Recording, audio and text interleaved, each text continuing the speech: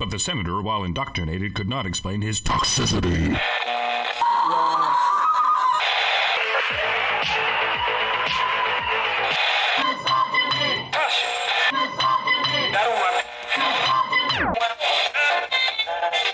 You should not listen to men's rights advocates if you want to know what they have to say.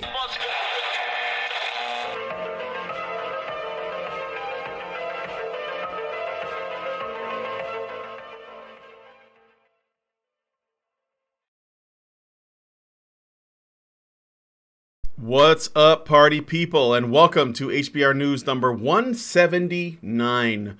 We're coming up on 200, folks. 200 of these shows. Halloween will be a Me Too movie. Michael Moore, but maybe a little later. Michael Moore goes through the divorce ringer. I am your host, Brian Martinez, and I am here with my Russian troll bots to look at the best feels, funnies, and what the fucks to discuss Clam Slam Badger style. Let's get started, shall we? Today's panel consists of Mike J, Hannah Wallen, Dr. Random Cam, and me, the Doge in charge. I know I didn't put any puns in it this time. That's okay. I'm trying to save on time, and also sometimes I just don't have any ideas. We have a great show lined up for you guys today, though, so please be sure to continue the conversations both in the chat and in the comments section. And remember what April Potter always says: men who shame women who lie about rape are actually worse than men who rape. On this week's HBR News Show, we'll be talking about hot takes just like that, as well as the events of the week, such as how the new Halloween film will be a #MeToo movement-filled movie with tremendous cultural change, Michael Moore's post-divorce lawsuit, male feminist and one good man Jackson Katz, also apparently occasional recurring supervillain, and much more. So stick around, it's going to be a good time. And also stick around all afterwards for the patron-only after show. The #MeToo witch hunt doesn't seem to be showing any signs of slowing down, but despite all the lives it's ruined and will continue to ruin, it's not working fast enough for some people.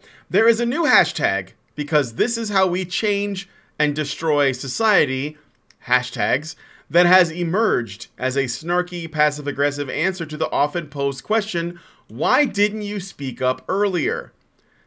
For those of you who dared to ask that question, this hashtag is called #WhyIDidn'tReport, and we will be looking at the CNN piece on it after today's show. So if you'd like to be a participant in our after shows, either as an audience member or a participant, as I said before, please consider becoming a patron at www.patreon.com/honeybadgerradio.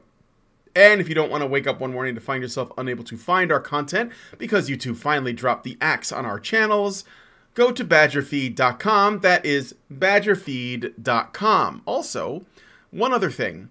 We have gotten our streaming back on the main channel, Honey Badger Radio. However, I would like to direct you guys, if at all possible, that if you're subscribed to Honey Badger Radio, but you're not subscribed to Badger live streams, please subscribe to Badger live streams, because that is where the live shows will live for the foreseeable future. The live shows that will go up here on the main channel, Honey Badger Radio, they will only be available until the broadcast ends, at which case the only way to watch them after that is to go to Badger live streams. If we could get everyone who's subbed to HBR to go to Badger live streams, that would be great, because I know we can, as Badger live streams is a much smaller channel right now. But that is where a lot of the content, such as the HBR News Show, the HBR Talk Show, the Doge and Aiden show, the Fireside Chat, basically all the live things go up on the live streams channel. So please go on over there and give it a sub. In addition, we're not able to monetize the videos or take super chats on the main channel. So if you want to support us, it's also probably a better idea to go over to Badger live streams. So thank you so much for your time. And now, or if you just want your voice heard, if you want us to read something out in a silly voice, then you got to go to Badger live streams for that sort of thing. Yes, exactly. So yeah, don't allow YouTube to silence your silly voice version or potential silly voice version of something that you wanted super chatted out, and go to Badger live streams so that we can do that for you, because I like doing that. So, all right. So we're going to go ahead and get right into the news stories because we got a lot of them. And some of them are going to be a lot of fun. So first, we're going to be talking about Michael, but Michael Myers, not Michael Moore. Michael Myers. So I'm going to hand it over to Mike, another Mike, Mike J, to tell us about Mike Myers. Not the actor Mike Myers. Michael Myers, the serial murderer. You know what? It's confusing. There's a lot of Michaels. It's probably too many. We've exceeded our quota of Michaels for the show. So, the Michael Myers, Me Too. As Halloween the holiday quickly approaches, so does the latest iteration of the Halloween movie franchise. The 11th movie and 5th timeline established in the series marks the return of actress Jamie Lee Curtis, who will reprise her role as Laurie Strode. The film is to follow after the first movie in the series and feature a more mature Laurie Strode as she battles against Mike Myers with the help of her daughter and granddaughter. While writing for the movie started back in 2017, actress Jamie Lee Curtis calls the movie very much one for our times, specifically referencing the hashtag #MeToo movement. In a statement to Entertainment Weekly, Curtis says, quote, "Well, I do not believe that when David and Danny and Jeff were writing this, they were looking at it as a way of incorporating the hashtag #MeToo movement into this retelling or revisiting of this story. I think it is the natural occurrence of a zeitgeist, of a change, of a shift in thought and action, which comes from these moments of tremendous cultural change." Curtis continues, quote, "Clearly this movie will be another voice in the same chorus of women taking back their stories, saying, 'We are not that story. We have arrived, and we will be the ones that write our own stories.' And that only comes from the bravery of a few. This movie will be a part of that wave. I didn't realize it until we were making it, and I realized what Laurie was doing, and that was very powerful." Halloween will be in theaters October 19th. See, feminists definitely can't do porn. They're not particularly good at romance. But I think they might be really good at horror. I think they've had this ace up their sleeve the whole time. Because I think it's their forte, isn't it? Making people shit their pants. I think this is just a really lazy attempt to promote the movie. I do too. I kind of like Jamie Lee Curtis. Yeah. There was this stuff about her the other day. I guess her son is like super into fighting games and goes to like fighting game tournaments. She dressed up as Vega or something like that. Yeah. Yeah, I remember that. So it's like I think she just saw this thing from the outside and goes, "Oh, this is neat. Let's talk about this," and probably has no idea of the wider impact of it or anything else. Just like let's toss this in as a tie-in. It couldn't hurt, could it? Yeah. Well, if you really want to stretch, I imagine none of the victims in the movie consent to being penetrated with a machete. There you go too. Also, in one of the movies, they like rape Michael Myers. Like a cult has him impregnate some woman to make a super evil baby or something like that. That sounds like one of the later ones. That sounds like the Rob Zombie one. I think didn't Rob Zombie direct one of them, and it was Rob just like Zombie super... directed 2 for some reason. Okay. And they were god awful. They were even worse than the one where he rapes somebody. Or something. So that's another one. I don't know. Those movies haven't been good for a while. But seriously, the first 2, nothing else matters. Yeah, exactly. But you know, the reason why I brought this up, it's okay. So I'm pretty sure this will also be a really bad movie because Hollywood has been on a streak of just destroying pop culture, legends, like any franchise. Like there's nothing is safe, right? So I'm fairly certain this one will die. But one of the reasons why I thought was interesting. Well, there's actually a couple. One, 3 people wrote this, so I would be really interested to see how bad it is if 3 people did it. Now I could be wrong, it could be awesome, but the other thing is though, the thing that I think is a little bit more concrete that I can observe is while I still believe that Jamie Lee Curtis was largely just saying this, giving lip service by using what is sort of currently in the zeitgeist, which she is right about, as a way to promote the film, which I think is really effective, in particular on women viewers, to say this is for you, because the thing is that the horror genre isn't particularly popular with women normally, even though the horror genre often features female protagonists. It's actually more popular with men, I believe. And yet, I don't know. I always liked it, but what? I suppose I suppose you do have a point because I was almost. I'm always talking in a room about full of guys. yeah. watching I'm talking about the majority. horror movies. No, Yeah. I'm sure because I mean I knew a couple of spooky girls that liked horror films too, but they were the exception, not really the rule. But the thing is that she's using this language, you know, and this is the thing that I find really interesting, where she says, because a lot of what she's saying is really nothing. She says, you know, we're looking at this as a way of incorporating the hashtag #MeToo movement into the retelling or revisiting of this story. So how is the Me Too movement different? How does that actually reinterpret any other horror film that features a woman being stalked by what is usually a man to kill her? You know, like, how is that any different? Because I think symbolically, it's pretty much, like, the Me Too is not new. It's just like the latest iteration of a very old, you know, idea. And she says, I think it's a natural occurrence of a zeitgeist, of a change, of a shift in thought and action, which comes from these moments of tremendous cultural change. You know, it's like, it's very empty statements. It's just like, yeah, I think it's kind of popular, so I'm using the hashtag as a way to promote the movie. And then she says, women are taking back the story, saying, we are not that story. We have arrived, and we will be the ones that write our own stories. What is that? That's nothing. It's just empty. It's hilarious. It's a repeat of feminist talking points. Mm-hmm. I am here. Yeah, this is this is the actress promoting a movie version of the beauty queen answering the question on the stage. Yeah. I like world peace. Exactly. Oh, no, exactly. that makes you highly intelligent. But no, she's her timing sucks though, because there's a lot of discussion, there's a lot of polarization around the Me Too movement now. Mm-hmm.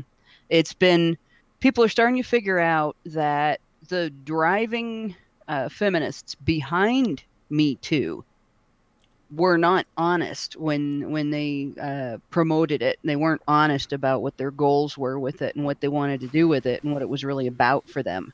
Wait, and are you saying that some feminists lie, like Asia Argento or Rose McGowan?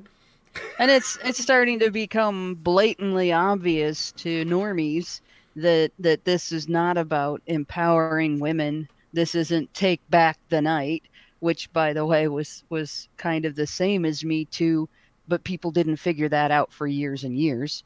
But, you know, now that people are questioning the validity of it, and now that people are starting to say, you know, hey, I think we've been used, and now that people are starting to, because of what Me Too became and where it went, starting to question accusers more than they did before the Me Too movement.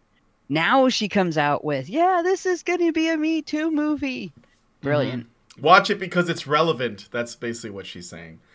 Yeah, it seems to me like it's my analogy would be it's the political PR version of getting sponsored by Burger King, because this is junk gender ideology. That's why it seems so empty. Mm-hmm. Everyone's heard of it. You can't get away from it. It's not very good for you, but fuck you, eat it. But this movie will be a flame grilled movie.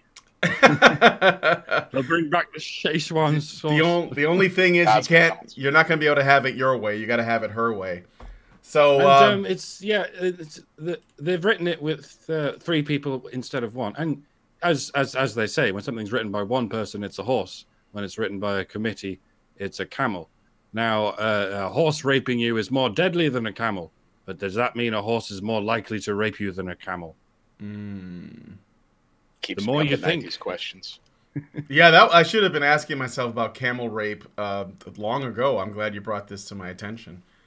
I have no idea how rapey camels are. They could be completely unrapey for all I know. I do particularly like how in her quote she says, and we will be the ones that write our own stories. It's like, actually, no. 3 men are writing your story. Yeah, I see. That's what I mean. It's so empty. It's so hilarious. Like if there are people who buy into it, I hope you enjoy the trash fire that you're likely gonna get. But it is pretty funny. Okay, well, we're going to move on from that. It was just a short little story that I thought I'd mention, bring up because I thought it was just kind of funny. And looking at the empty rhetoric for what it is, it's a sales pitch now. It's not even like, it doesn't mean anything anymore, So we're going to talk about Michael Moore because the Schadenfreude, it's strong. It's so strong.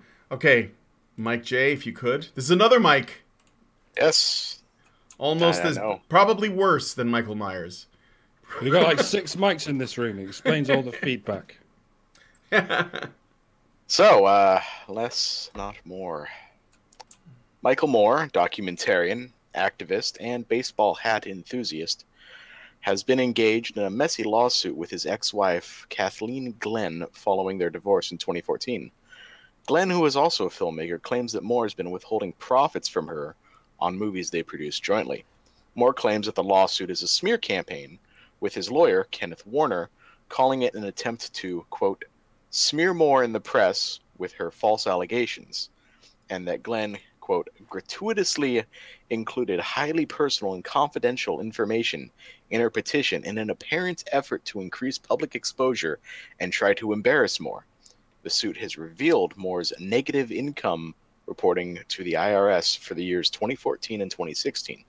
Moore also claims the timing of this lawsuit was also malicious as it was, quote, filed on September 6, 2018, the day of the world premiere of Moore's most recent film, Fahrenheit 11/9. Moore and Glenn are due back in court on October 4th, but it's unclear if either will show. Well, if anybody knows what a smear campaign looks like, it'd be Michael Moore. And I think he could be considered the expert on whether or not something is a smear campaign. So, case closed. I don't know. Michael Moore's claiming that his wife is making false allegations, huh? Is that it? It's trying to smear her? Believe the woman, Michael Moore. I believe the woman. I'm sorry. This is what you said. This is what you said. I remember when he was on Bill Maher and they were talking about men and women, and he said the reason why men die so early is because they stress themselves out so much by disagreeing with women, and that they should just agree with the woman and go along with whatever it is she says. And they should just like give in to her. So if you want to live a long and healthy life, which I can tell by looking at you, you're obviously living, maybe you should just agree with her and just go ahead and go along with everything. It'll be good for your health, Michael Moore. It'll be good for your health. It's one of those rules of life. If you happen to be a fat, disgusting slug, then whatever woman you get to marry you probably isn't going to love you for anything about you. Because especially if you're a particularly sluggish person as well.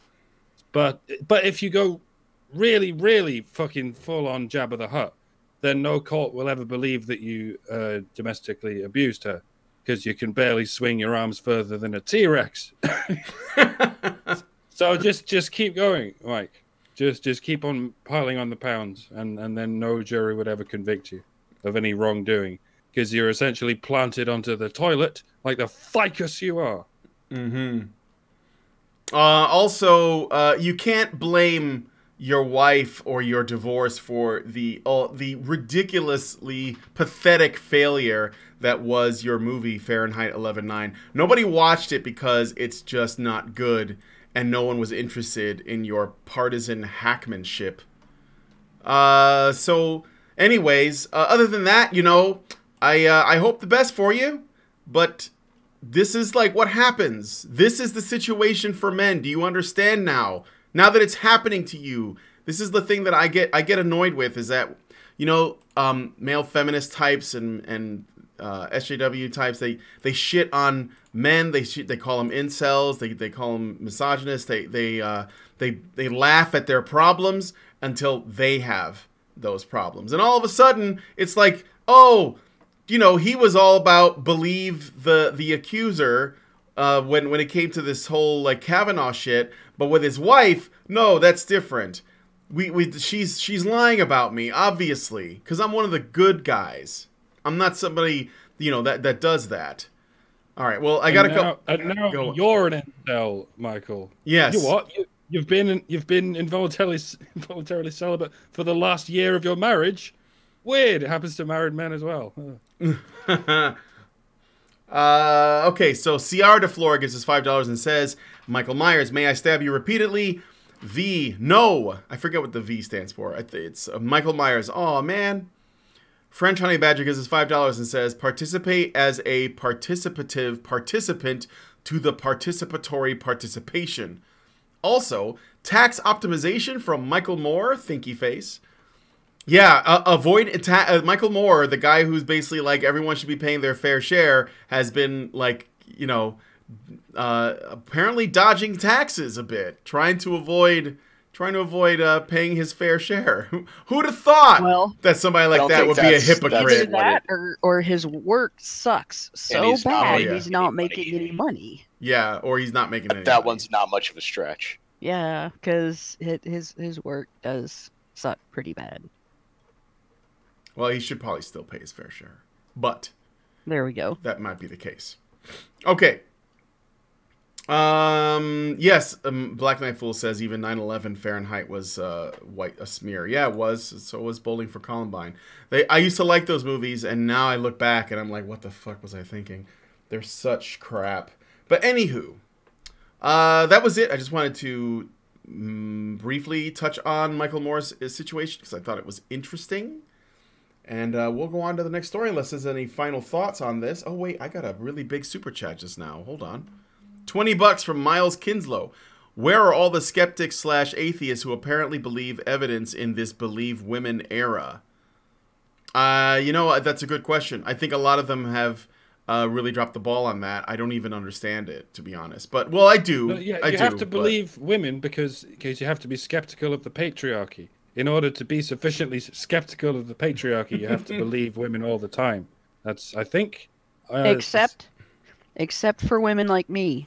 You can't believe women like me if you're going to be skeptical of the patriarchy. Or that woman, there was a woman who was a voice actress for Star Wars animated show or something. And she because she was a professional voice actress, she did this impression of Ford.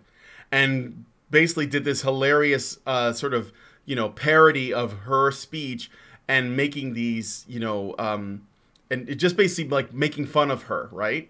And her Twitter is gone. She had to take down the tweet. They just came after her. I don't think she's going to have a job anymore, to be honest. I don't remember the woman's name, but she made fun of Ford, the woman that's accusing Kavanaugh of gang rape or whatever. And...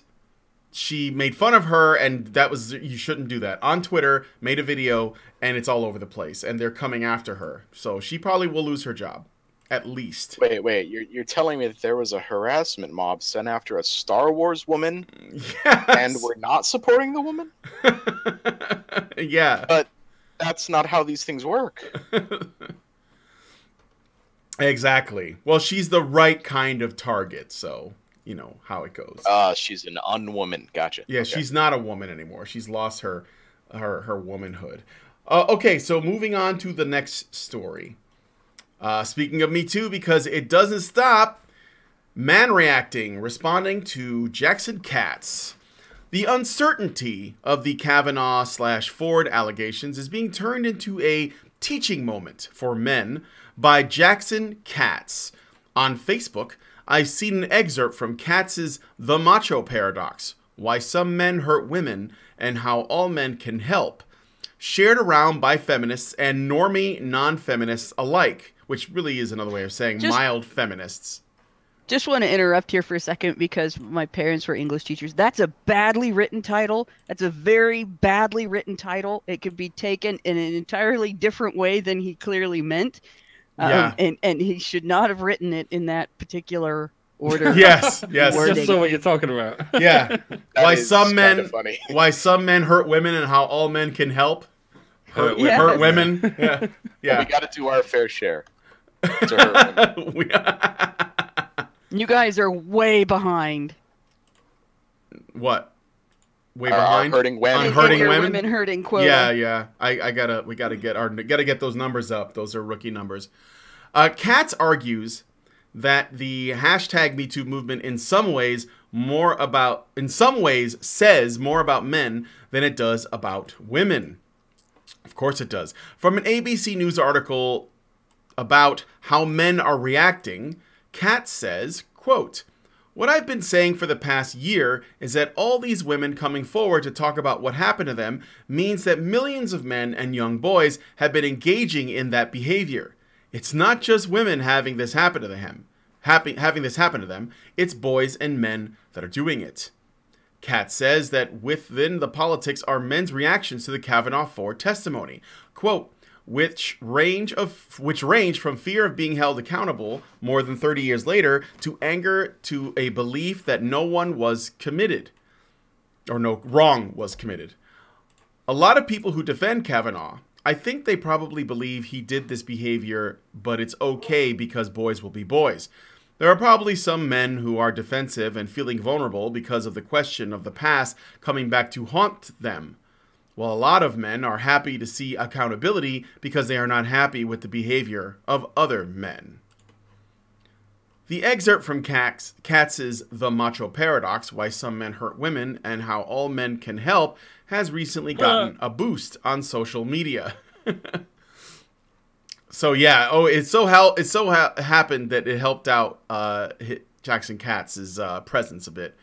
Without again with this boys will be boys thing. No, I haven't heard anyone saying boys will be boys about this. I have heard people saying believe women, which I think is the equivalent of girls are just girls. You know, they don't do things wrong. Just believe them. I think that's the projection they're making here. They think boys will be boys is a mantra that everyone says that means, boys are allowed to lie and rape and shit.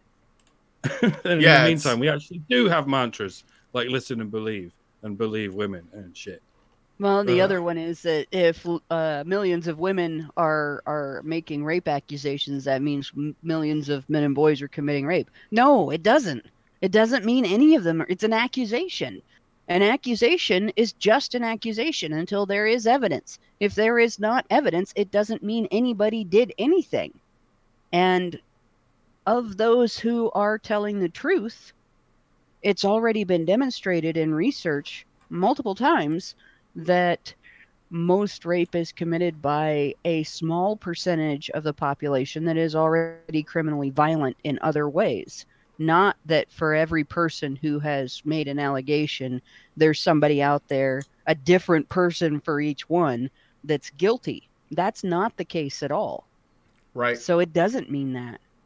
Their logic is terrible. Oh, it's abysmal. It's abysmal. Okay, moving on.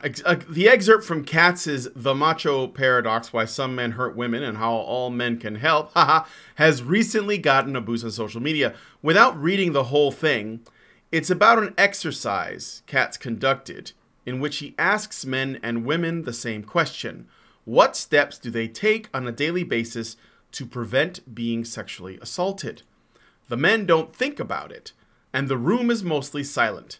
When he asks the women, many raise their hands and recount safety precautions they take as part of their daily routine to stunned men. Katz believes that this, quote, exercise is an example that you can't deny as a man or young man with any integrity that sexual violence is not an issue. Okay, so a couple things I got to say about this. Nobody is saying that sexual violence is not an issue. Nobody has a problem with acknowledging that it happens, right? This is a trick that's set up. When people say we should have due process, which is all this Kavanaugh thing is he deserves due process, innocent until proven guilty. That's it. That's it, right? And then because we have a system of due process and presumed innocence until they're proven guilty, we also have something we have to follow. So if somebody shows up out of the blue 30 plus years after something supposedly happened, making an accusation, we should, on some level, we should take it seriously in terms of addressing it. But that does not mean we have to believe her and that he has to prove his innocence, because it's impossible. And it does mean that we can question why it wasn't brought up before, right? There's no logic to it. Like, are we going to treat women as adults, or are we going to treat them as children? Because if we treat them like adults, then we have to hold them to account when they do things that are not mature, like waiting 30 fucking years to say something, right? So, that, I mean, to me anyway, that's just not smart. There's something wrong with that. It should be criticized, should be analyzed, should be questioned. There's something wrong with that. I think that to assume that women cannot lie and that they always tell the truth, that's childish and dumb. And also, when Jackson Katz sets up this false straw man argument that because, you know, men worry, because men tend to be less, let's say, concerned with their safety when they leave their house, you know, like to prevent themselves from being assaulted sexually or otherwise, it does not mean that they don't actually think it happens to anyone, right? And just because women tend to worry more and they tend to take more steps to prepare does not mean that they are more likely to be sexually assaulted. It just means they're more worried about it. Yeah, they've been taught to fear. They've been taught to fear everything, which is kind of hurtful. It's the kind of thing Jackson Katz does. He teaches women to fear the world. So indeed, he is one of those men who hurts women, and he wants all men to help. That is one of the things I was going to bring up. Yeah, I mean, they're the ones that created that. We spend our whole lives from the time we are in junior high school being told by other women that there's a rapist around every corner, down every dark alley, you know, and in every closet, just waiting to get us. And we need to take precautions in our daily lives to make sure that we're safe and protected and so on. The fact of the matter is, it's not true.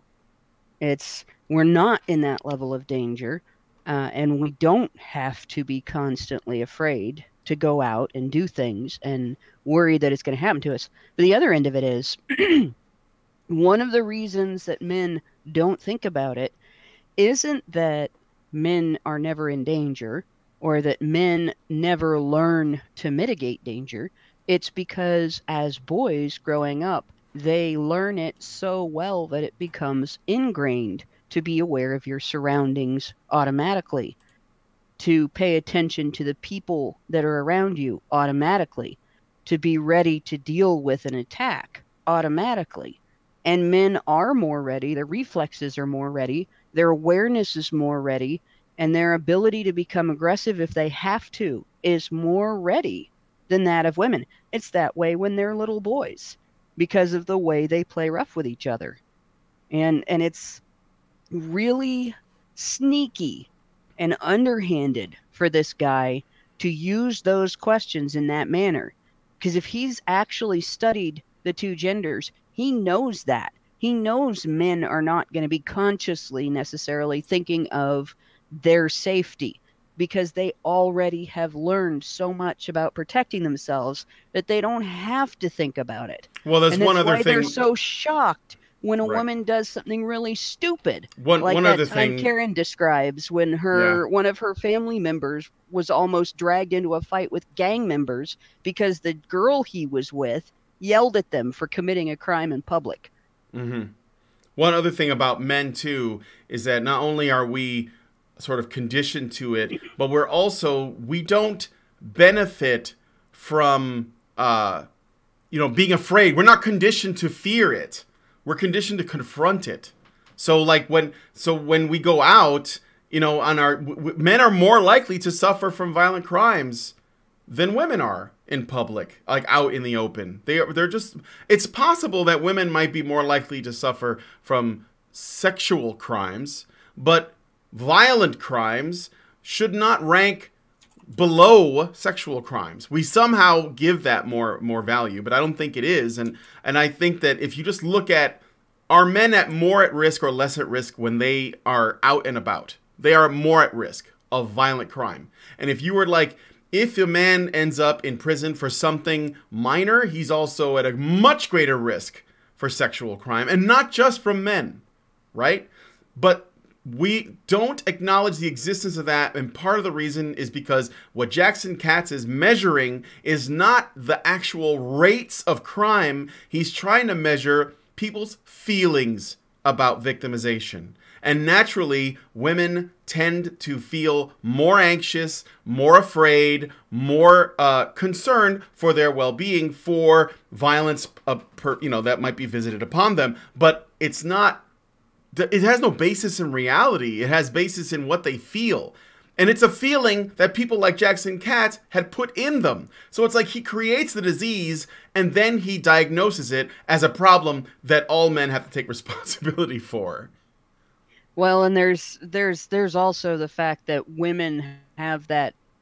Women are aware of the measures that they take for their own safety and protection, because these are things that have had to be explained to them in adulthood by other people, and they feel clever for it.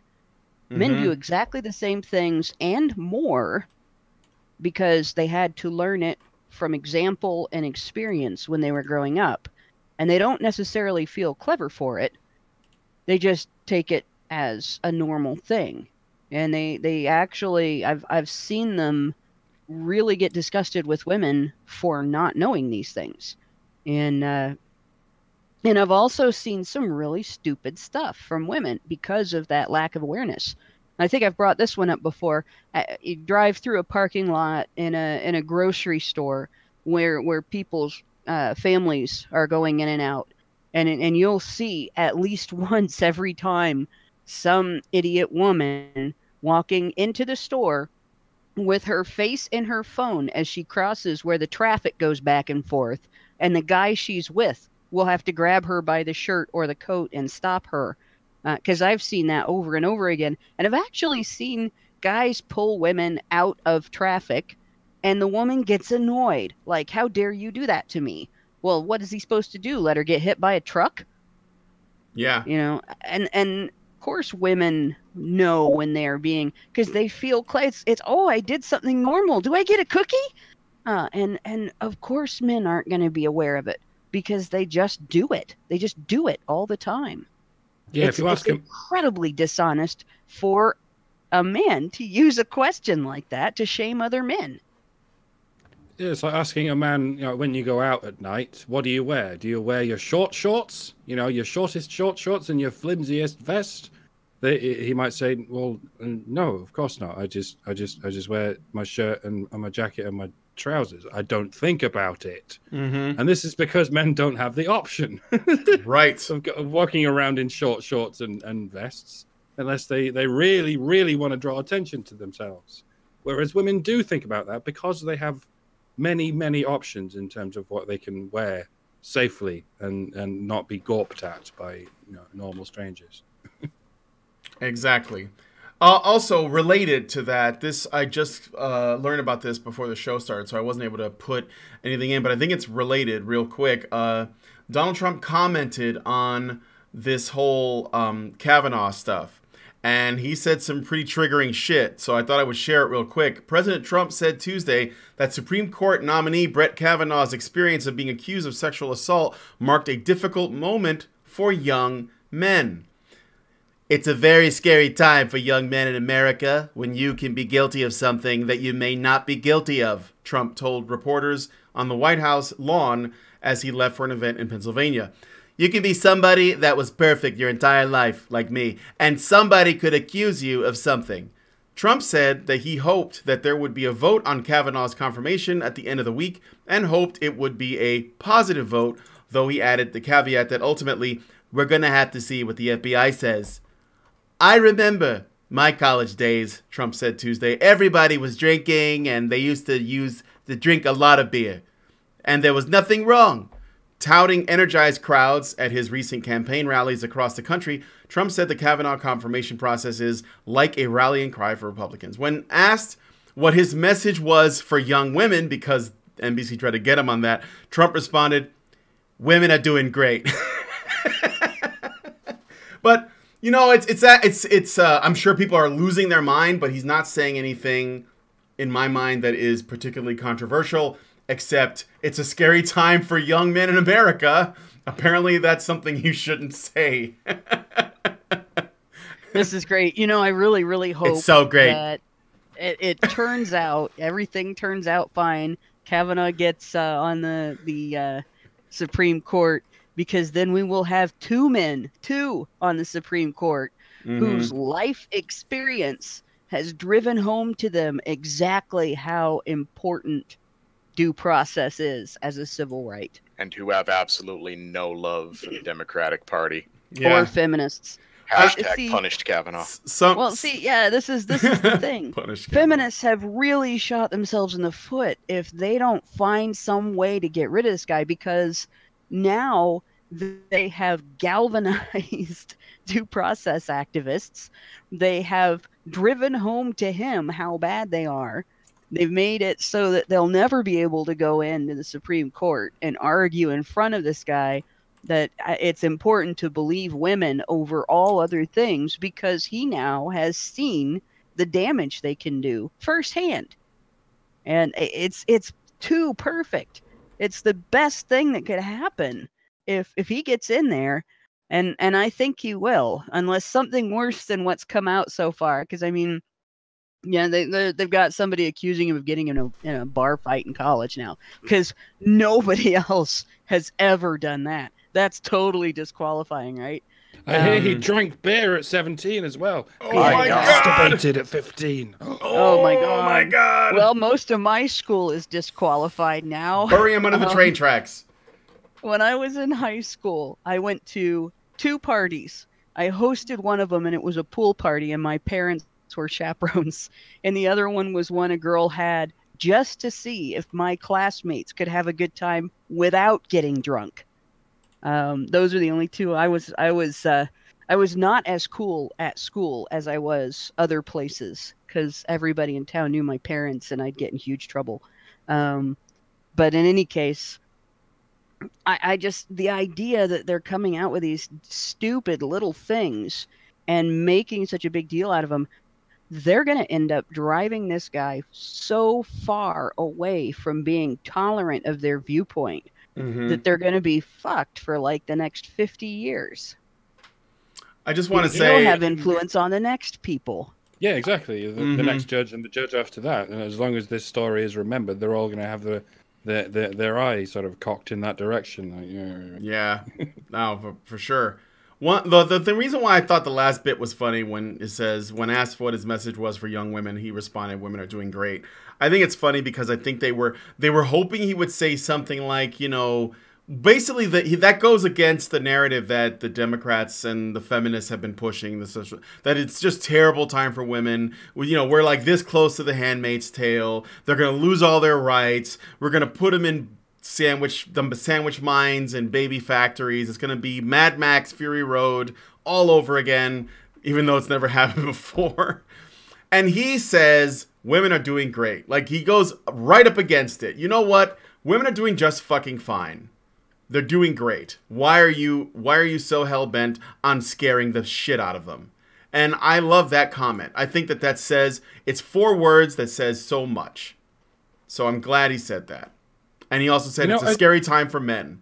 So you contrast that against women are doing great, says a lot.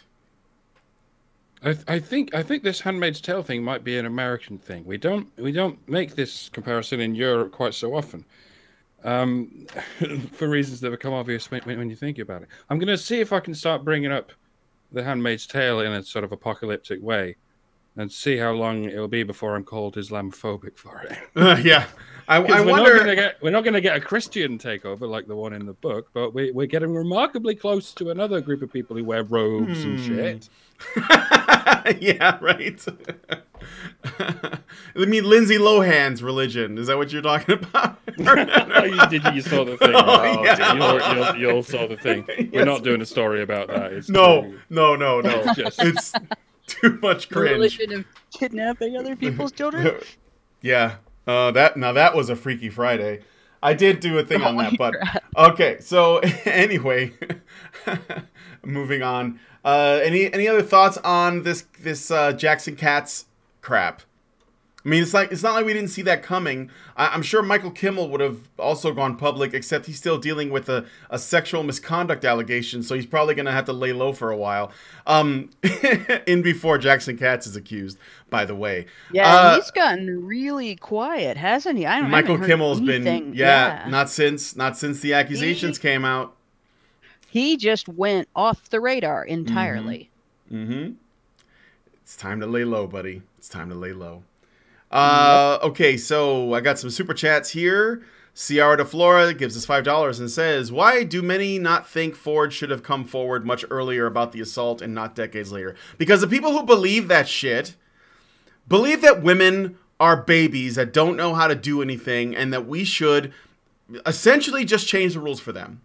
Just change all the rules for them. Could you imagine any case where, let's say, somebody emerged from nowhere and accused Obama of assaulting them when in the 1980s? Do you think we would take that seriously? Do you think that they would report on that? Do you think that they would care? I mean, the only time it might actually get any traction is if the person who came forward was a woman. But maybe Judge Sotomayor. It wouldn't have gotten any traction, and I can tell you that. Appointed. The reason I can tell you that is because of the senator or congressman, I don't know, that's running for re-election right now, whose ex-wife had accused him of domestic violence. Mm-hmm. And there was physical evidence. There were police reports. There were hospital records. There was actually something there to at least examine. Now, even all of that, believe it or not, she can have injuries that she reported. And it still might not mean that he actually did anything to her.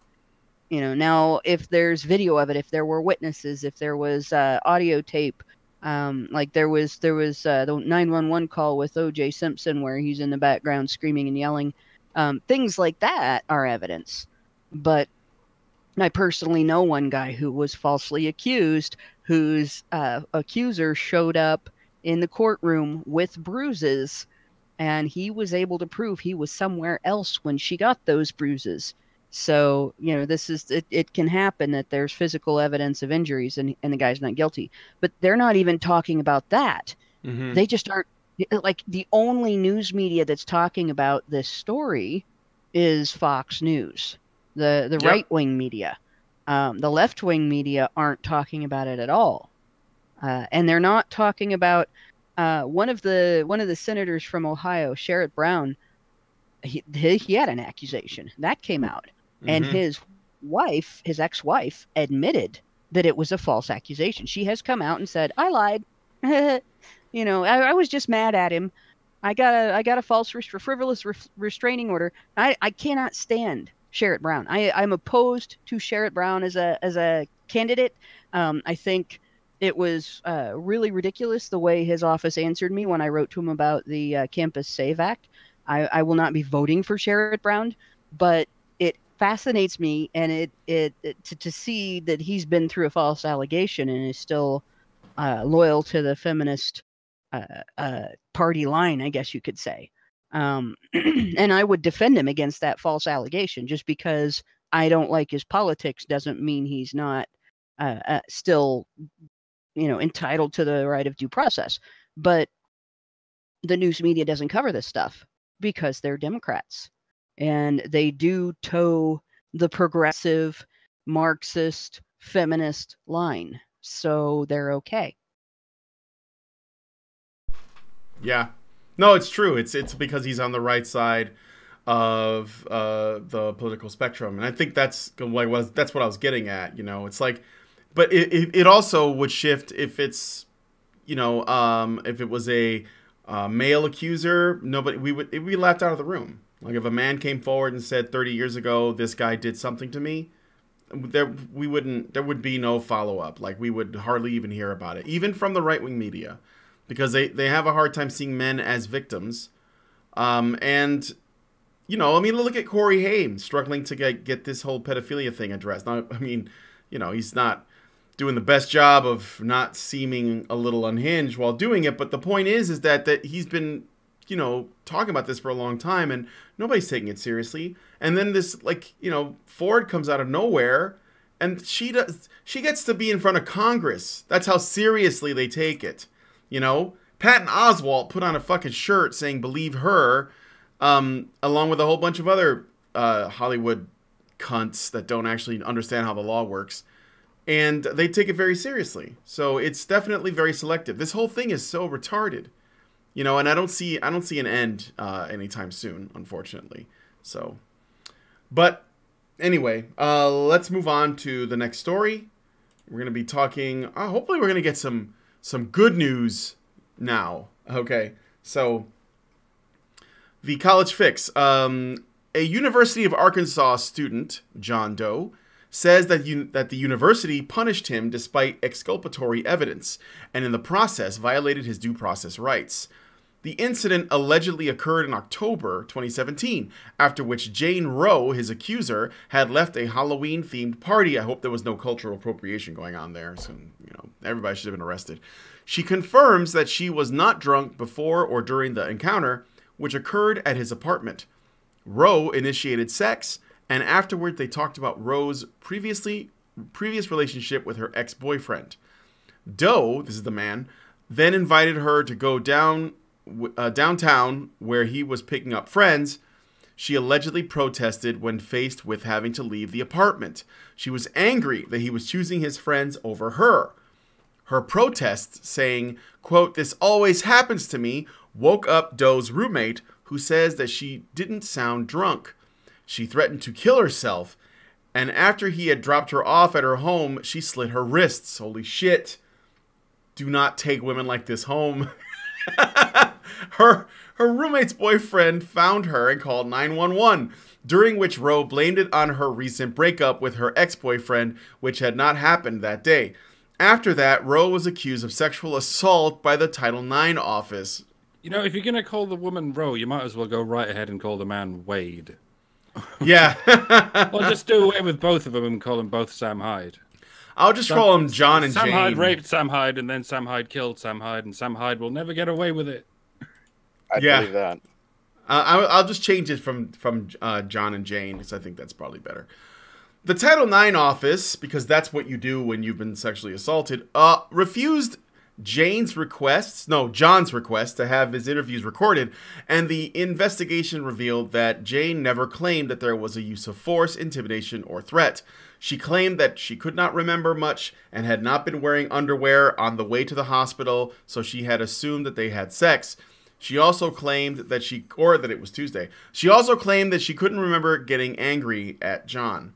The Title IX coordinator noted that Jane's testimony between the Title IX investigation and the Fayetteville Police Department were inconsistent, and that he concluded it was more likely than not that Jane and John had sex and that Jane was not incapacitated. However, Jane appealed the Title IX findings. During the appeal, she changed her accusation. She accused him of using force when they had sexual intercourse. The appeal panel did not allow John time to review any of this new evidence that Jane brought forth. The panel ignored all the old evidence and concluded that Jane was incapacitated at some point in time while she was at John's apartment. In a 2-1 decision, they found John responsible, despite the fact that it was shown that Jane said that the sex was consensual. The panel said that, quote, "Males should be able to assess the intoxication level of females at all times, and that John had the, quote, motivation to skew the truth. Regarding Jane's changing story, she had already engaged in and led a campus-wide campaign against sexual violence after John's initial exoneration, which would have been undermined if it were determined she was skewing the truth. His punishment was requiring to undergo an online sexual violence accountability course and pay the $125 training fee. Jane had been threatening to sue the university and went on a media blitz. John has filed a lawsuit against the university, claiming that the university found him guilty because the university was under pressure from the Department of Education, probably run by feminists, for previous investigations. There are also multiple claims of due process violations throughout the entire process, if you had not noticed. So, men out there, y'all are perfectly able to assess the intoxication level of females at all times, right? Yeah. I just look at a girl's eyes and look at how the pupils are dilated. That ought to tell you. No. Yes. You just check the alcohol meter on the back. Oh, okay. I didn't know there was a spot on the back where you can find them. Where is it like? Because you have to get really, really close to her ass. No, just kidding. Oh God. Yeah, some women, yeah, believe it or not, some women drink quite a lot. Like they're quite used to it. They have a high tolerance for it. They can drink a fair amount and still look basically sober. But to a judge and to a court, it's still 10 units, so technically drunk. That's the thing. We can use honey badgers for this example. You give me and Karen exactly the same amount of exactly the same type, exactly the same proof alcohol, and make it whatever it would take for Karen to become tipsy and make me drink that much. I'd be unconscious. I can get two beers, and then I drink other things that don't have alcohol in them. And everybody at the ICMI, the last ICMI, got to sort of see that. I kept going back and forth between coffee and juice and other stuff like that. And I'd have one beer, and then I'd drink coffee and a bunch of other non-alcoholic things. And then I have another beer, and I drink coffee and a bunch of other non-alcoholic things. And we all laugh about it, but I'm a lightweight. That's a total difference between two women that's dramatic. And part of it is, probably our genetic heritage. I have a lot of family that some of my family can drink heavily, and I have family that can't drink at all. I have family that can't tolerate one beer, and it may be a genetic thing. This isn't something that people should.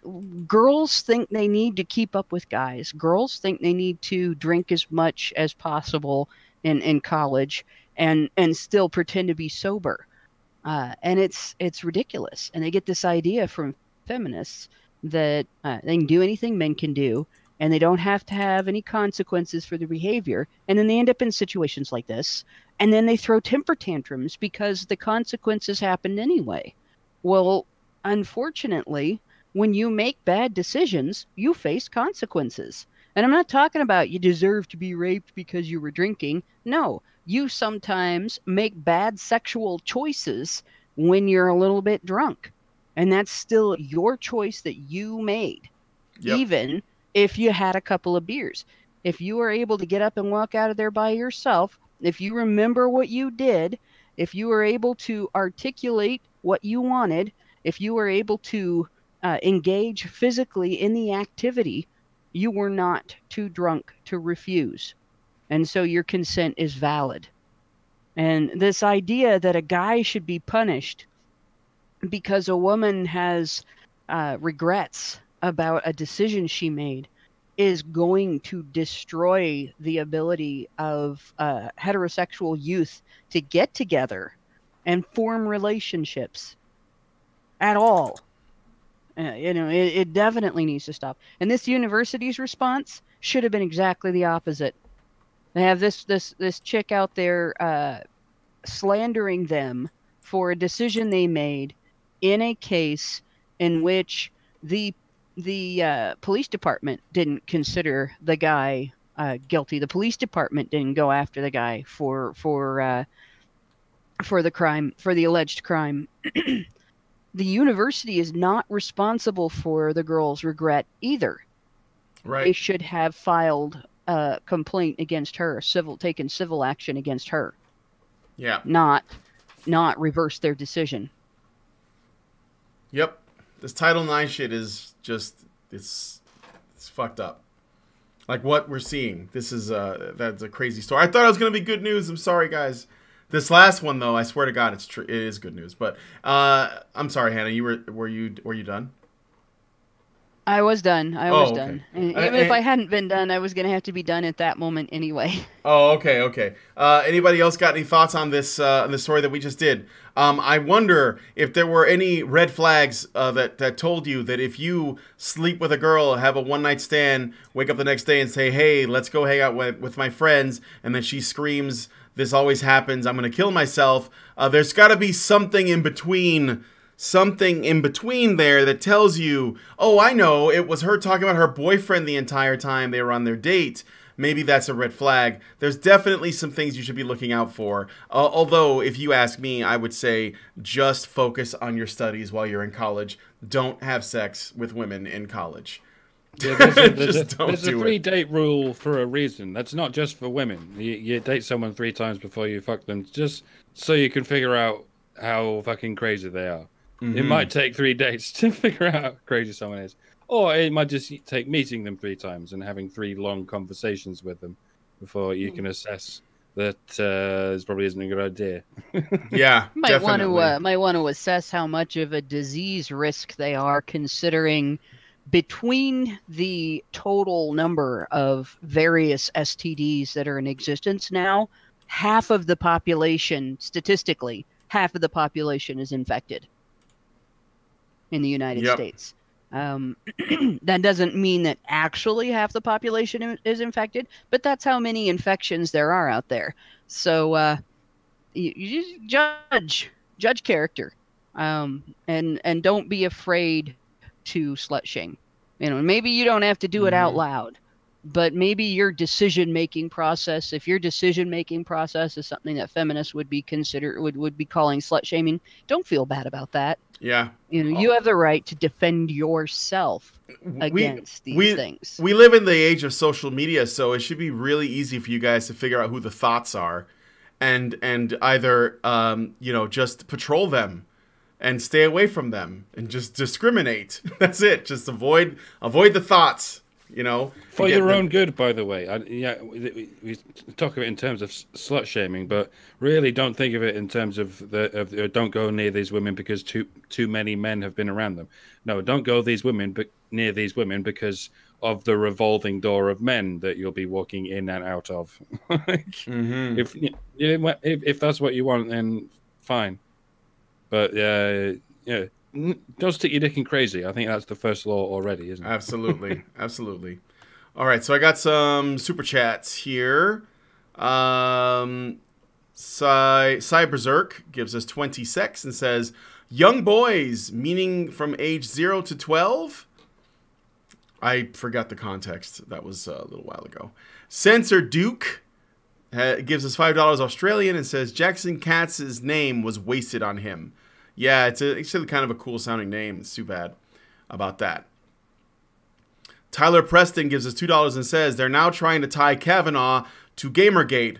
But why? Gamergate's so cringe, guys. Would we please stop talking about it? It's so 2014. Not relevant at all and totally over and dead, I said sarcastically. And what the fuck does that have to do with... Those things are not at all related, but maybe... This is the degrees of separation they have on it. Basically, from what I've been led to believe, Mark Judge, I think is the name of Kavanaugh's buddy, was either a supporter or at least had kind things to say about Gamergate. Oh, that's it right there. Oh, shit. That's all it takes, man. It's guilty by association by association.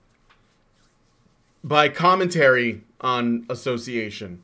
That's basically how they did it. But you know what? That's fine. I'm glad that Mark Judge has nice things to say. I don't have a problem with the connection. I just think it's spurious at best. Censor Duke gives us $2 Australian and says, Karen versus Doctor drinking comp when? Pretty much every time we get together. Although no one declares a winner because everybody wins. We drink at our own pace. Karen's a good example. I can't tell when Karen's drunk because she literally drinks wine all day, like from lunchtime, unless she's driving. Of course, she would never drink and drive. No. But yeah, and people often think she's drunk in certain clips, like that clip of her in the red pill. I thought this as well. Everyone assumes she's drunk in that clip. She's not at all. It was quite late at night, and she was drinking coffee, and it was quite hot. That's why she looked. Yeah, she said she had a cold. That's why her nose was red. Like she had like this, bad sinus thing going on. But like Karen doesn't. I mean, not that that's not what this is about. But briefly, Karen does not get drunk very easily. Actually, she drinks a lot, but she doesn't get drunk. I've only been around her drunk a couple times. So, it's all about pacing yourself. Yeah, it depends drinking on what you're contest between the drinking. two. Sorry, guys, my Wi-Fi is for some reason going in and out. What I was going to say is a drinking contest between the two guys it would be kind of meaningless. You still have a man's metabolism, and you would probably still be able to drink her under the table because you're a guy. It would depend what we're drinking. If we were drinking white wine, I think she'd win. If it was honey jack, I think I'd win. It's like what your body was like, trained for. Yeah, if I drink as much white wine as Karen does in a day, I'm asleep. Before the sun goes down. Yeah. Okay, so let's move on to the next story, I guess, if there's nothing else. So we only got 2 left, and I'm surprised we might actually get through them all. A study has been revealed, so this is kind of interesting. Research from the University of British Columbia and Simon Fraser University recently conducted a study on dating violence. Overall, rates of physical abuse went down, of course, just as all kinds of violent crime in the West has been on the decline. However, last year the study reports that 5.8% of boys reported dating violence, while only 4.2% of girls. Lead author Catherine Schaefer, a PhD student at SFU, said that, quote, "It could be that it's still socially acceptable for girls to hit or slap boys in dating relationships. You think? This has been found in studies of adolescents in other countries as well." She also states that, quote, "Young people who experience dating violence are more likely to act out and take unnecessary risks, and they're also more likely to experience depression or think about or attempt suicide. That's why it's good to see that decline in dating violence over a 10-year span. It suggests that healthy relationship programs are making an impact among youth." Elizabeth Saywick, hopefully I'm saying that correctly, senior study author and UBC nursing professor, says that, quote, "A lot of our interventions assume that the girl is always the victim. But these findings tell us that it isn't always so, and relationship violence, be it physical, sexual, or other, and regardless of who the perpetrator is never okay. So no matter what. Healthcare providers, parents, and caregivers, schools, and others can protect teens from dating violence by helping them define what healthy relationships look like even before their first date." That is, of course, presuming that the parents, caregivers, and schools themselves know what a healthy relationship looks like. But, so it turns out that the rates of boys who are the victims of dating violence are slightly higher than those of girls. I'll imagine my shock. Yeah. Yes, doesn't surprise me at all. And I've gone over this one a few times, and I'm literally watching my computer threaten to cut off my internet again as I speak. It like where it says voice connected keeps turning orange. Like, what the hell? I have no problems all day with my internet. Get on the show, boom. But no, I'm not surprised by this. I've gone over this before. Girls don't grow up learning the same lessons about violent aggression that boys do, because everybody is allowed to hit boys back if they are violently aggressive, and only girls are allowed to hit girls back if they are violently aggressive. And most girls are more likely to engage in relational aggression toward each other. So when a girl gets, then they're raised to believe that it is okay to be violently aggressive toward a guy if they are angry with him, if they feel outraged. So they're going to engage in more dating violence because they feel entitled. I wonder if this is a study where it looks like it was done with, it was an interview. It was a quantitative interview study where they essentially just, asked the question, have you experienced dating violence? Or however they framed it. I wonder if boys, and maybe girls too, that actually had suffered some form of violence, like maybe it was, something that they would not consider to be violence, but they were certainly, experiencing some, did not answer that they did. Like maybe the boy number is even higher because there's lots of cases where a girl will use, slapping and hitting and wrestling, and it might be playful and it might be angry, but he would not consider it to be violent either way, or he doesn't know the difference. I wonder, though, if the number's higher as a result of that, especially when you consider the number of boys that are being born, in fatherless homes, and therefore they're more often, they're abused by their mothers. They get put in the school system that feminizes them, etc. So when the relational violence comes, they may not see it that way because they've become accustomed to violence in relationships. And unless it's somehow above and beyond or something that they would consider to be extreme, they wouldn't report it that way. It's just something I'm thinking about, because these, I wonder, like, about these numbers, what these studies that come out, like, what do we know about the people involved? What do we know about other factors, that boys and girls experience that could have a kind of trickle-down effect to this reporting on this particular study? Just something I'm thinking about. I don't know. Also, this doesn't appear to make the statement that this is only affecting heterosexual boys and girls. So there might be, some other factors too. Although rates of domestic violence between homosexual men are the lowest. So I don't know. It's just it's interesting. It's an interesting study. So I'm just sort of, waffling a bit here. But anybody else? Well, yeah, with heterosexual men being the lowest, and the fact that we do know boys homosexual have to deal men. with the fact that we do know that boys, if they hit, they have to deal with the fact that whoever they hit is entitled to hit them back, as opposed to, and that may change now. Like with school systems doing that stupid thing where if somebody hits you, and you put your hands up to block the next punch, you get in trouble because you've gotten a fight. Come to think of it, it even transcends class. No matter how high class a man you are, you can't expect to punch a working class man and not get punched back. No, in fact, if you're a high class man and you're not tough, because not all high class men are wimps, but if you're a high class man and you happen to be a wimp and you hit, maybe a construction worker and he wipes the ground with you, everybody's going to laugh at you for picking a fight with somebody who is bigger and stronger than you are. Mm-hmm. But, if I were to pick a fight with my husband, who I have actually physically seen bend steel with his bare hands, if I did that, which would be really stupid, and he hurt me, everybody would come down on him for it.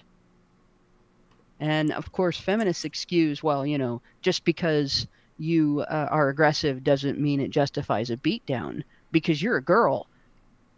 No. Don't be aggressive if you can't back it up. Boys learn that lesson. If women learn that lesson too, if girls learn that lesson when they were growing up, and don't try to solve problems that can be solved with conflict management by acting aggressively.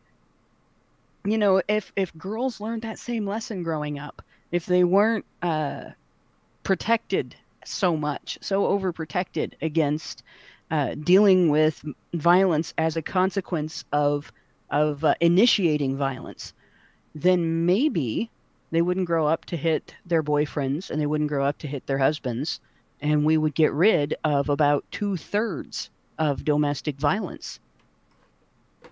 Yep. Okay. All right, well, thanks for the insight, guys. I got some super chats, I think. No, I don't. Okay, never mind. Sad face.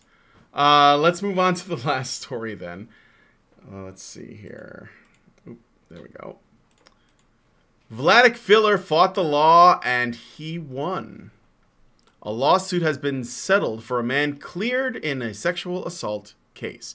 Vladik Filler was accused of raping his then-wife in 2007 in their home in Goldsboro, Maine. He maintained that his wife fabricated the accusations against him to gain leverage in a looming custody dispute over the couple's 2 sons. From Bangor Daily News, Filler was charged with 2 counts of gross sexual assault and 3 counts of simple assault, and at the end of January 2009, trial, was found guilty of 1 gross sexual assault charge and 2 assault charges. That conviction later was thrown out, however, after the trial judge ruled Kellett had made inappropriate comments during her closing remarks to the jury. Filler filed a complaint against Kellett with the main board of overseers of the bar. He accused her of violating rules of the bar with comments she made during his trial and by failing to provide evidence to Filler he believed supported his innocence. The board of overseers later determined Kellett violated 7 bar rules in prosecuting Filler's case and recommended that she be suspended. The following year, she was sanctioned by the state Supreme Court and ordered to undergo legal remediation for improperly handling the case against Filler. Later, in his retrial, Filler was acquitted of gross sexual assault, but was convicted on 1 simple assault charge and served 21 days in jail. This conviction was later vacated by the state. Filler filed a federal civil lawsuit against police officers, prosecutors, and other witnesses in his case, along with a complaint against the former prosecutor Mary Kellett with the Board of Overseers. According to a report by WABI, Vladik Filler had received a settlement of $375,000. From Bangor Daily News, Filler said that many men in Hancock and Washington counties have been victims of false allegations and prosecutions, and that such allegations, especially when made during impending divorces and child custody disputes, are, quote, very common and very destructive, end quote. He said that he hopes his case serves as an example for others in similar situations. I also hope state and local authorities will take appropriate actions to protect due process rights of falsely accused men. Well, let's hope, he said. Filler was granted full custody of the boys in his subsequent divorce from his wife. So, I thought I would end some good news. Yes, I wanted to end on good news. We finally have some. Yes. I wanted to end on some good news, so. How long did this case take? How many years? Started in 2007. Right. So 11 years. A long time coming. 11 so years. Hold in there, guys. If you think your case has been going on for a long time, you know, it could go on for a fucking long time and then have a happy ending. Who knows? Yeah. Mm-hmm. Yeah, the 7 years in hell case is the same. It took 7 years for him to get the vexatious litigant ruling to stop her from making allegation after allegation after allegation. And that was without there being a corrupt prosecutor hell-bent on putting him in jail. That was just the system working the way the system works. So yep. It will take, it's not just that it can, in most cases it will take a long time. Well, there you go. I have a super chat from Field of Bears. It's $5 and says, but CNN says that women never lie about rape and or sexual assault. Yeah, only 2% of accusations turn out to be false, guys. Only 2%. So Vladik Filler is lucky because he happened to fall into that 2% window. Whew! Only took 11 years to figure that out. Only took 11 years. And who knows how much money? I mean, he may have walked away with $375,000, but I wonder how much he spent when you think about it. And he spent some time in jail too. I mean, can you put a price on those 10 years? No, you cannot. No. You know, the victim in the 7 years in hell case still has, I mean, he's going to have PTSD from it probably forever. I don't think he's going to recover from that aspect. He's not ever going to look at police officers the same, ever. You know, he's not ever going to look at women the same. And he shouldn't. Because, you know, basically it's like having your third eye opened. You know, and he judges women's character very differently than the way he used to. And that's, you are changed forever after you face an ordeal like this, even with one allegation. Mm-hmm. It's like putting on the glasses, you know, from They Live. Yeah. You start seeing everything for what it really is. All the messages become clear. Yeah, it's and true. it can be kind of like when you go through training for universal precautions in healthcare, suddenly becoming a germaphobe. because they're everywhere all the time. You can't touch anything without getting germs. You can't touch anything like normal things. Every time you go in and out a door, you are getting new germs on your fingertips that were not there before. And you become aware, very much aware of all of that stuff. When you deal with a false accusation and it comes out of nowhere and it's tolerated, and you find out that not only can your accuser get away with lying about you, but your accuser can violate the law repeatedly, lie to police during an investigation, file a false complaint, perjure herself, be in contempt of court even, and face no repercussions. It really, really brings about an awareness of the degree and level of risk that you are in just by living in a society that has women in it, much less trusting some. And it's very remarkable that a guy can go through an ordeal like that and trust any women at all afterwards. And I think part of the reason that my friend does is because many of the people who stood up for him were the women around him. And you know, you learn to, like I said, you learn to vet women for character real fast in that situation. Yeah, and aside from anything else, let's hope Mr. Filler is one of those people who can handle a monetary windfall, because we're calling that the good news, but yeah, let's hope he can invest it wisely. As we know, for a lot of people, it's a happy ending like that doesn't turn out to be happy. For a lot of lottery winners, for them it turns out to be the worst thing that ever happened to them, because they blow it all and alienate people and then go back to a worse life than they started at. But I would imagine that 11 years in hell would make you value that sort of payoff. But for some people, even that sort of payoff doesn't work out. He's a pretty down to earth kind of guy. I think he'll be okay. And he probably does have some expenses that he's going to have to take care of because of this case.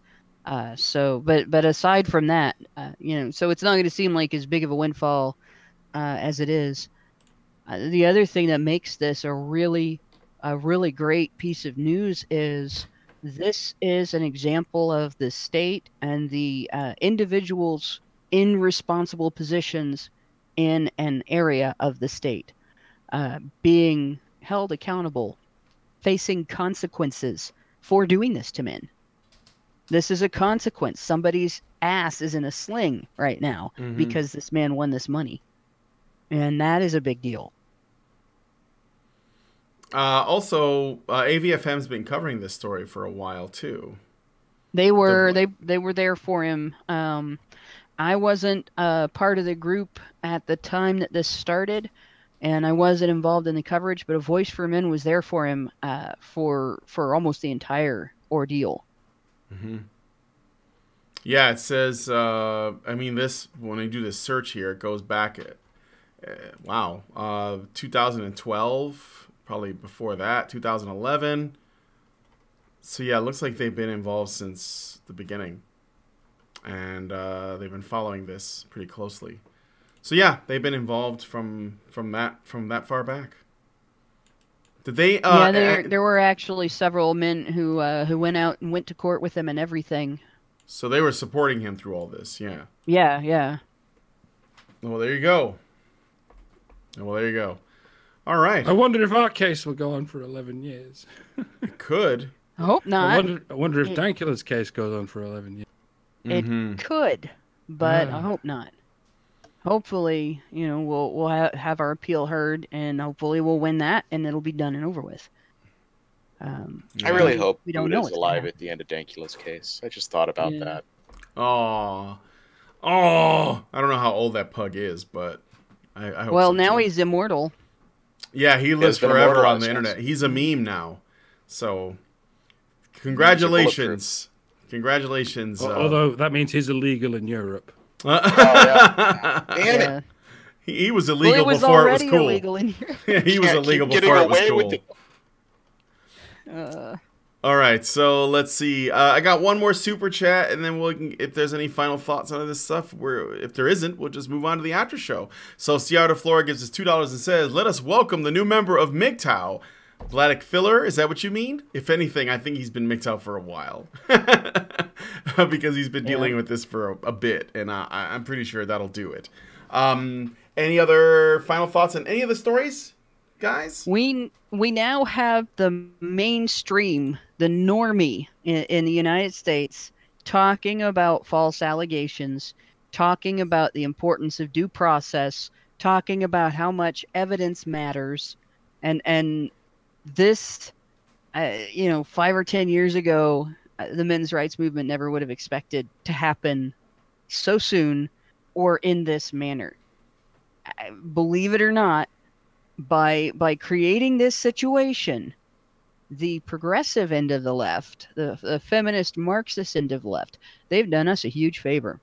No matter how this goes down, there's now a much larger segment of the population that is aware of these issues and discussing them.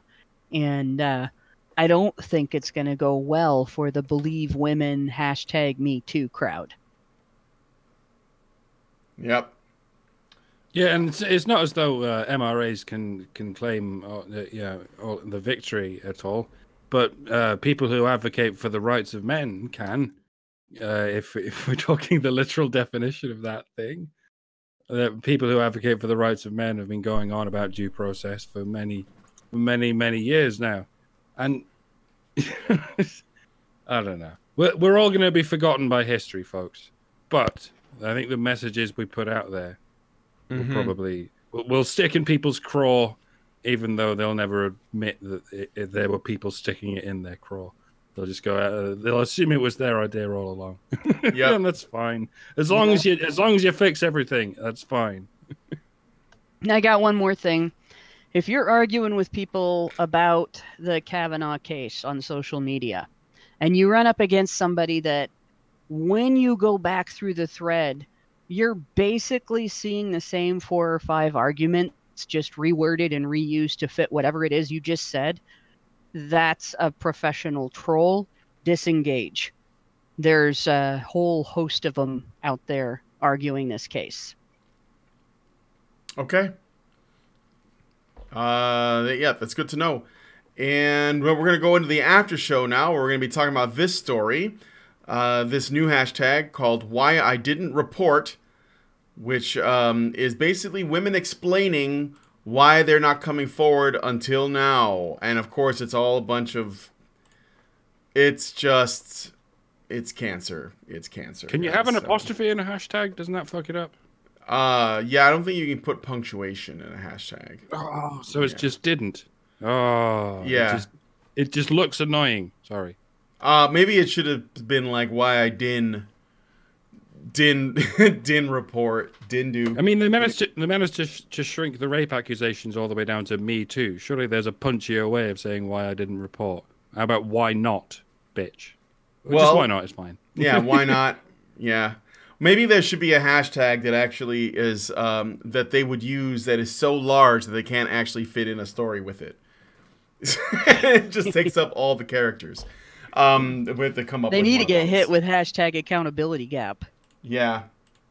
I suppose they could go to why I failed to report, but that would imply a woman failed to do something. We can't have that. Can't have that. That needs to happen too. Why I failed to report needs to happen, because you'd get women posting to it, and then you would get feminists having a collective cow. It would be great.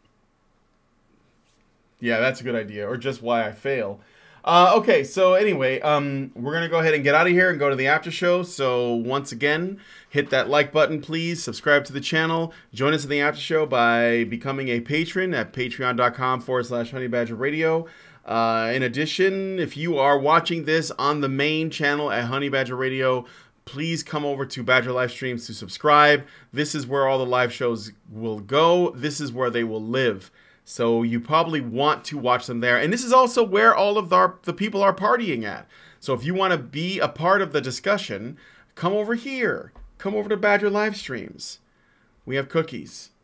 And with that being said, I want to thank you guys for coming on the show. We'll see you guys in the after show. Have a great rest of your week. We'll talk to you very soon.